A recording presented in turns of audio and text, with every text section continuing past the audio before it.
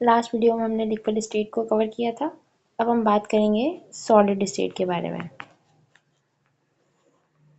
तो बेसिकली हमने gas state को भी कवर कर लिया है, लिक्विड स्टेट को भी कवर कर लिया है, तो you might be having some knowledge about this chapter. सही है। सॉलिड्स के पास मैंने पिछली वीडियो में भी बताया, सॉलिड्स के पास fix shape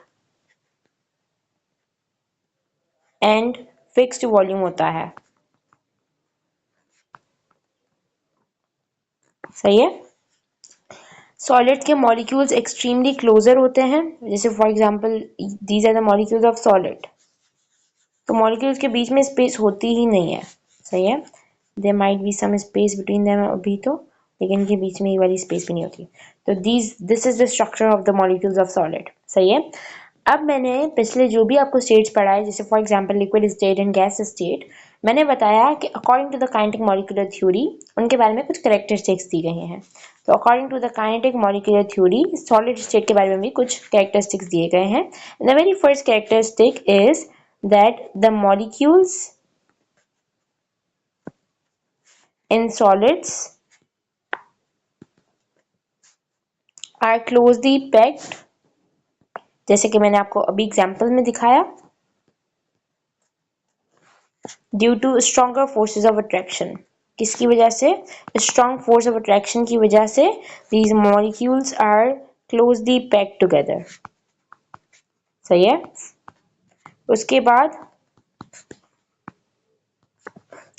the second point, the second characteristic of the solid state according to the kinetic molecular theory is that the molecules are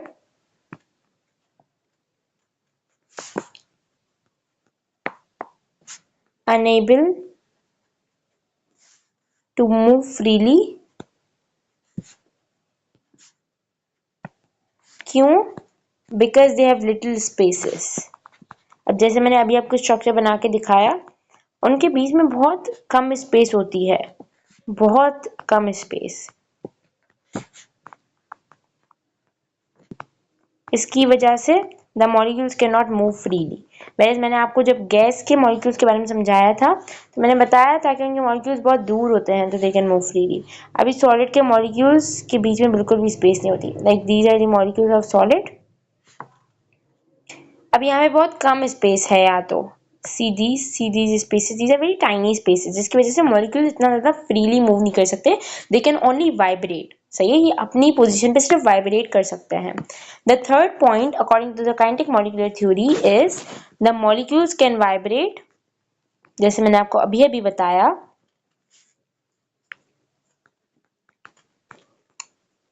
and rotate and in their fixed position.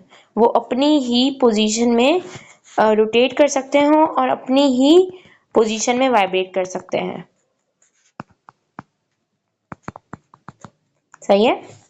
Fourth point according to the kinetic molecular theory जो कि दिया गया solid state के बारे में है, solids have definite shape and volume, जो कि मैंने आपको पहले ही बता दिया कि सॉलिड्स के पास डेफिनेट शेप होती है, एक प्रॉपर शेप होती है, और सॉलिड्स का एक प्रॉपर वॉल्यूम भी होता है। सही है। And the very last point about the solid state is that pure solids have sharp melting point। जो pure solids होते हैं ना, उनका melting point भी sharp होता है। melting point जिसमें वो अपने अपने आप को liquid state में convert करें, that is known as the melting point। सही है। These are some of the characteristics of the solid state। सही है। तो हमने कैरेक्टरिस्टिक्स की बात कर ली। अब हम बात करते हैं सॉलिड स्टेट की प्रॉपर्टीज की। एज हमने बात की थी लिक्विड और गैस स्टेट की प्रॉपर्टीज की, तो there are less properties of solid state, but या सॉलिड स्टेट की टाइप्स होती हैं। प्रॉपर्टीज की जब हम बात करेंगे तो very first property is the melting point.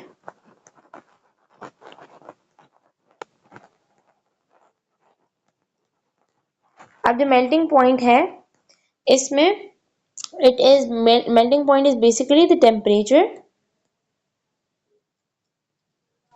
at which the solid starts melting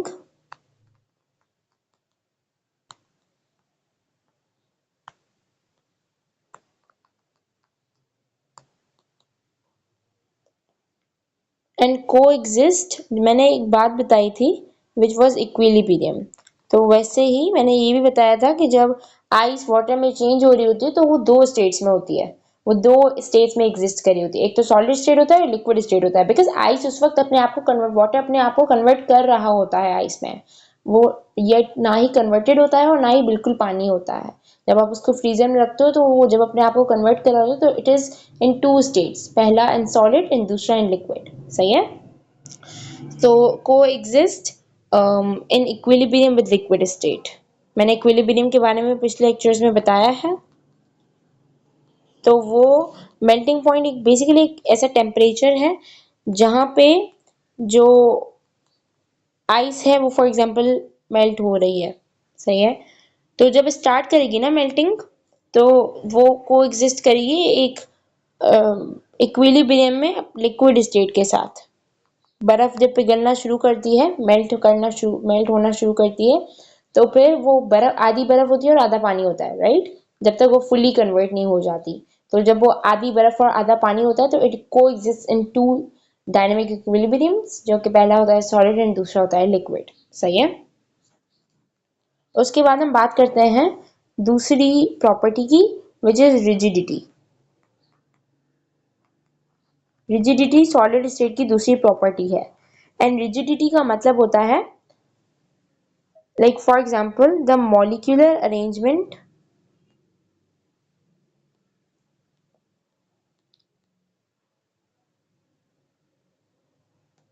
of solids is closely pegged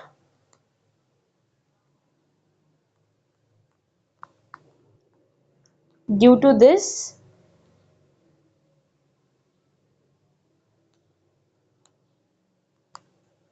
solids are not mobile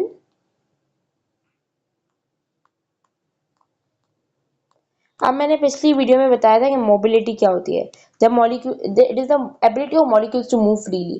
क्योंकि सॉलिड के मॉलिक्यूल्स बहुत करीब होते हैं एक दूसरे के, तो they can not move freely, right. तो सॉलिड्स मोबाइल नहीं होते because of their molecular arrangement. They exhibit vibration at fix positions, जो कि मैंने अभी अभी बताया। तो सॉलिड्स रिजिड होते हैं अपने स्ट्रक्चर में हार्ड होते हैं। रिजिड का मतलब बेसिकली होता है हार्ड। क्योंकि उनके मॉलिक्यूल्स बहुत करीब होते हैं तो सॉलिड्स आर वेरी रिजिड। तो सॉलिड्स आर रिजिड, ये भी सॉलिड्स की एक प्रॉपर्टी है। सही है। तीसरी property of solid state is density. मैंने अपनी last two to three videos में बताया था कि density is basically the degree of compactness. कोई चीज कितना करीब है इज नोन एज डेंसिटी। तो मैंने पिछली वीडियोस में ये भी बताया था कि सबसे ज्यादा डेंसिटी सॉलिड स्टेट में होती है, देन लिक्विड्स में, देन गैसेस में।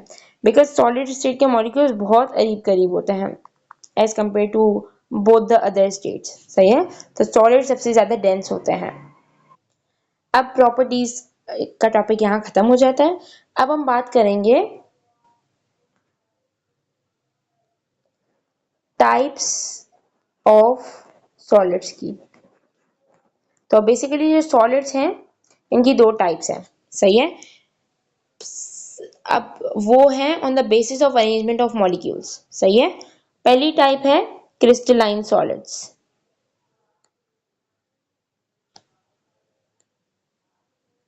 अब बेसिकली जो क्रिस्टलाइन सॉलिड्स है, the solid in which molecules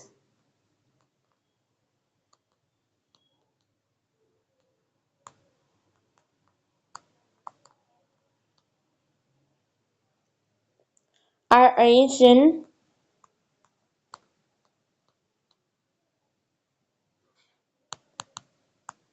definite three-dimensional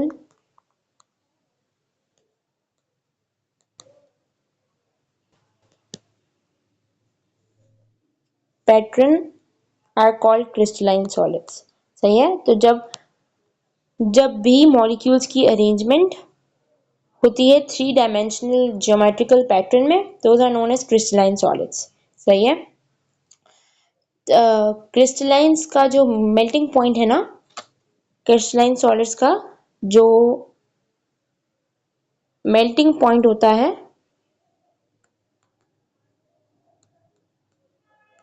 वो बहुत शार्प होता है। सही है। बाकी क्रिस्टलाइन सॉलिड्स में अगर आपको एग्जांपल्स चाहिए तो क्रिस्टलाइन सॉलिड्स की सबसे बेस्ट एग्जांपल है diamond. It is a 3 dimensional geometrical patterned shape जो कि है क्रिस्टलाइन सॉलिड। सही है, तो उसको डायमंड ले सकते हो आप। एग्जांपल में सोडियम क्लोराइड भी ले सकते हो। जिस भी चीज की 3 डायमेंशनल ज्योमेट्रिकल पैटर्न में मॉलिक्यूलर अरेंजमेंट होगी, they all are known as crystalline solids.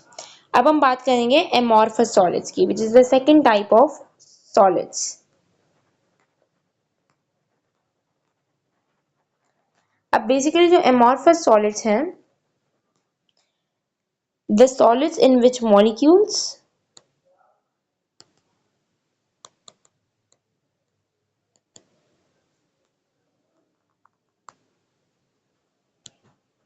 ठीक है, the solids in which molecules are not arranged in geometrical pattern. जिस मॉलिक्यूलर अरेंजमेंट जो कि ज्योमेट्रिकल पैटर्न में ना हुई हुई हो 3 डायमेंशनल में, वो सारे सॉलिड्स कहलाते हैं एमॉर्फस सॉलिड्स। सही है। इनका इनका जो मेल्टिंग पॉइंट है वो शार्प नहीं होता। जैसे कि आपके पास एग्जांपल्स हैं, if you want examples for this, तो आपके पास examples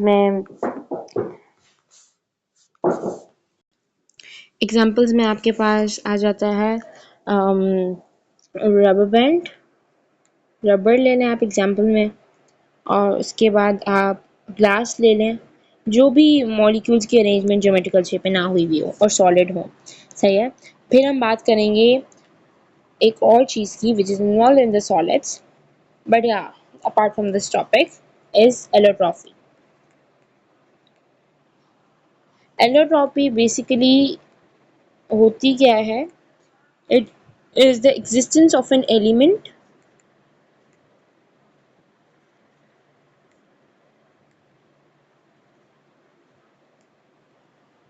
in more than one crystalline forms।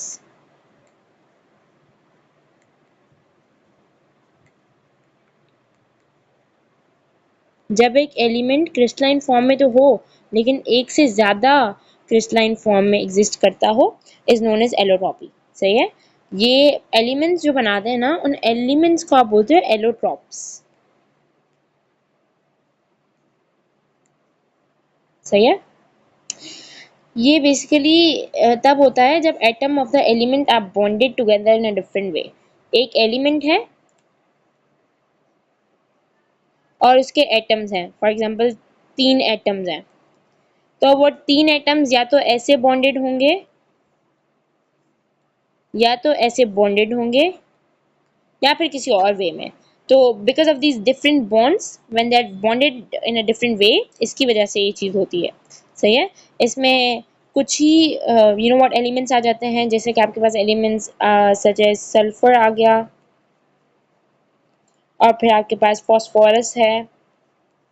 कुछ ही एलिमेंट्स, स्पेसिफिक एलिमेंट्स होते हैं जो एलोट्रॉपी में आता है।